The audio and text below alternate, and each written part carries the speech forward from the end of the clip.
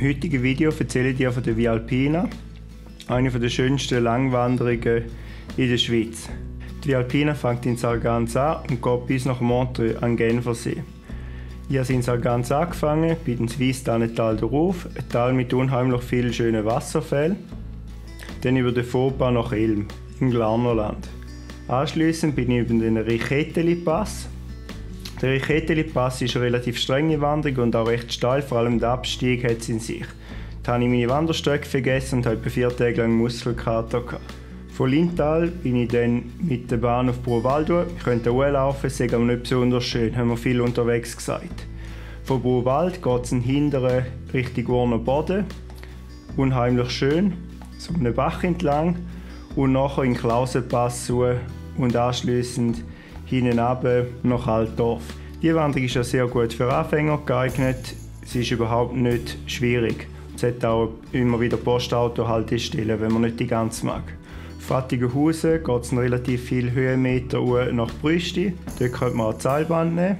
Das war ein Vorteil für mich. Ich bin zwar gut gelaufen, aber es war dann komplett neblig oben dran, sonst überall blauer Himmel. Dann bin ich die Seilbahn wieder runtergefahren und eine Woche später wieder runter und dann weitergelaufen. Von Brüsti geht es über den Surrenpass nach Engelberg. Von Engelberg geht es relativ steil in die Trübsee. Da könnte man auch die Seilbahn nehmen. Sonst, wenn man es macht, muss man fit sein und sehr gute Wanderschuhe haben. Mit Sneakers oder so ist es gefährlich hier. Von Trübsee geht es dann weiter in den Jochpass und von dort hinten ab auf die Engstlenalp, in einem Naturschutzgebiet.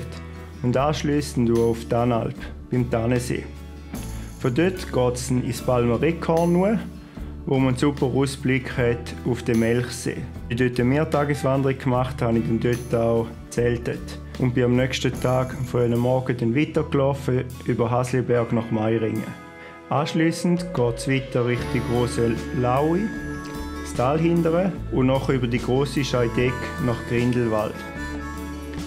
Von Grindelwald laufen wir dann über die kleine Scheidegg unter dem eigenen Mönch und Jungfrau nach Wengen und Lutherbrunnen. Diese Wanderung habe ich schon vor ein paar Jahren mal gemacht und habe sie darum bei der grossen Wanderung auslassen. Von Lutherbrunnen geht es nur nach Müren und dann am Schildhorn vorbei Richtung Griesalp. Beim Schildhorn hält sich einmal gerne der James Bond auf. Einer seiner bekannten Filme ist dort gedreht worden. Griesalp ist bekannt für die steilste Postautostrecke der Welt. Dort wird vom Kriental her. Von Griesalp geht es eine relativ steile Wanderung Richtung Blümlisalp. Kann man sich ein bisschen vorstellen in einer Halfpipe. Am Anfang ist es nicht so streng und wird dann immer strenger und am Schluss sind es etwa 520 Stegentritte. Bis man dann um Hohtürli ankommt und von dort noch einen Abstecher machen kann zur SAC-Hütte auf der Blümlisalp. Auch der Abstieg ist dann wieder relativ streng und steil und geht über den bekannten Öschinensee nach Kandersteg. Von Kandersteg geht es über Bunderskinden auf Adelboden und von dort über relativ gemütliche Wanderung nach Lenk. Von Lenk im Simmental geht es über den Trüblisbergpass nach Gstaad. Von Gstaad habe ich dann wieder eine längere Tour gemacht, eine 2-Tagestour und bin von dort bis auf Rossinière und dann noch den steilen Wald darauf mit Stirnlampe und nachher bivakriert. Das nach etwa 2,5 Etappen. Am Morgen bin ich dann von einem herrlichen Sonnenaufgang geweckt worden. Ich war schon recht müde von der langen Wanderung vom Vortag.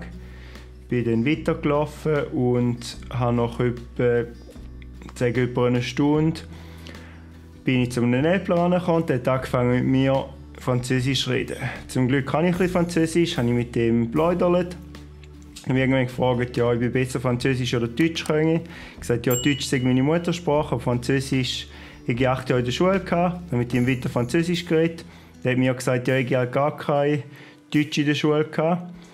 Und eine Weile später fängt er an, perfekt Berndeutsch mit mir zu reden. Seine Mutter war Bernerin. Ich hatte insgesamt etwa 2 Stunden mit ihm geplaudert, hat mich dann noch zum Tee eingeladen und mir noch ein bisschen Raclette-Käse probieren gegeben und mir dann auch noch 4 Tage als Kalb gezeigt. Das war also eine sehr schöne Erfahrung. Anschliessend bin ich dann noch ein Stückchen weitergelaufen bis nach ins Tal runter, bevor es über den Rost hineingeht, und dort dann noch ein kurzes Stückchen am Tal entlang gelaufen bis zu einem Bahnhof.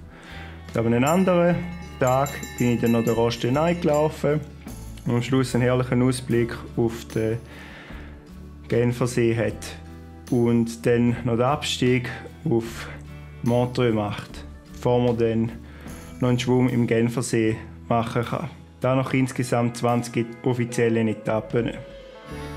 Es ist eine extrem schöne Wanderung, es ist aber auch relativ streng. Also teilweise gibt es Etappen, wo es 1800 Höhenmeter hochgeht und dann wieder 1800 Höhenmeter runter. Dafür hat man teilweise geniale Ausblicke, wunderschöne Landschaften, also es lohnt sich extrem. Wenn dir das Video gefallen hat, würde ich mir einen Daumen nach oben freuen. Und selbstverständlich wäre es auch schön, wenn du meinen Kanal abonnieren würdest, um keine zukünftigen Videos mehr zu verpassen.